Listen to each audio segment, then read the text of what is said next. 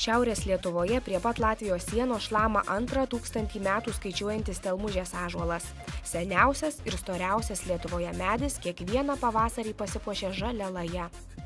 Stelmužės ąžuolas skaičiuoja 1500 metus. Jis yra seniausias Lietuvoje ir vienas iš senesnių Europoje. Tai yra vienas lankomiausių objektų Zarasų rajone.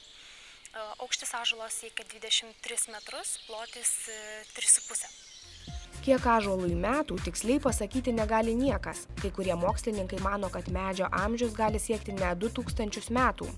Vienas seniausių ąžuolų visoje Europoje mena pagonybės laikus. Plunksnuotų švedų husarų šalmus. Su stelmužiškiais pergyveno sunkus baudžiavos laikus. Be žmonių pagalbos vienas seniausių ąžuolų Europoje iki šių dienų ko gero nebūtų išgyvenęs. Medžiu pradėta rūpintis dar 20 amžiaus pradžioje. Paskutinį kartą medis gydytas prieš keletą metų. Šiuo metu ąžuolas yra sutvarkytas, mes nelaikome jos. Negalime sakyti, kad tai apgailėtina, tačiau iš tikrųjų 1500 metus skaičiuojantis ąžuolas nėra pačios geriausios būklės. Mokslininkai nežino, kiek dar metų medis žaliuos. Aišku viena, norint išsaugoti 100-metį galiūną kuo ilgiau, negalima mindžioti paviršinių šaknų. Draudžiama ant ąžuolo laipioti. Savivaldybė aptvėrė ąžuolą metalinę tvorelę, bet pamiršo pakabinti lipti per ją draudžiančius ženklus. Befilmuojančiai reportažą apžiūrėti ąžuolo atvyko ekskursija iš Panevėžio. Mokinukai netruko rasti jau anksčiau tvorelėje padarytų skylių. Skaitėme įvairius mokslinius straipsnius ir mokslininkai sako, kad šitas ąžuolas nebeilgai gyvens. Ateidavo žmonės net pasigydyti prie šito ąžuolo. Kaip čia vaidilutės kūrendavo ugnį, kokie stebuklai prie jo vykdavo, todėl traukė visa šita šiluma, žavesys, grožis. Apie Stelmužės ąžuolą sklando ne viena legenda. Pasakojama, kad prie jo kadaise vaidilutės degino šventą ugnį, o per kiaurai išpulusį medžio kamieną galima nusileisti iki jo šaknų.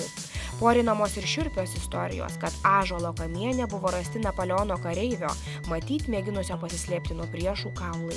Kiek man teko susidurti, tai žmonės tikisi, kad tai bus vos ne tai, kad naujas visiškai želdinys, ąžuolas, bet išsilaikęs, gera būklė, visa kita.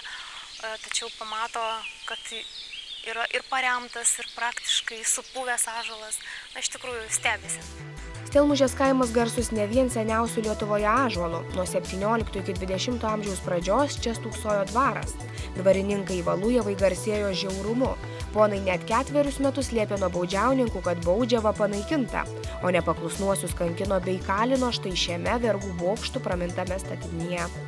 Vergų bokštas yra padvarinės ežero įlankos pietrytinėje pakrantėje. Sienų storis siekia 75 cm. Statinys pastatytas iš akmens, kalkių, molio skiedinio. Šiame pastate buvo kalinami ir kankinami baudžiauninkai.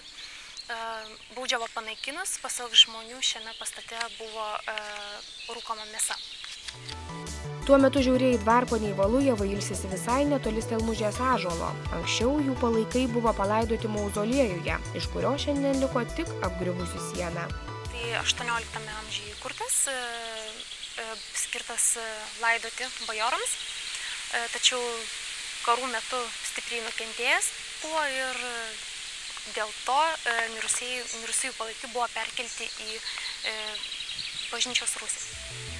300 metų skaičiuojančią medinę bažnyčią rengiamasi restauruoti. Šiandien jų užrakinta, užeiti į jos vidų pavojinga.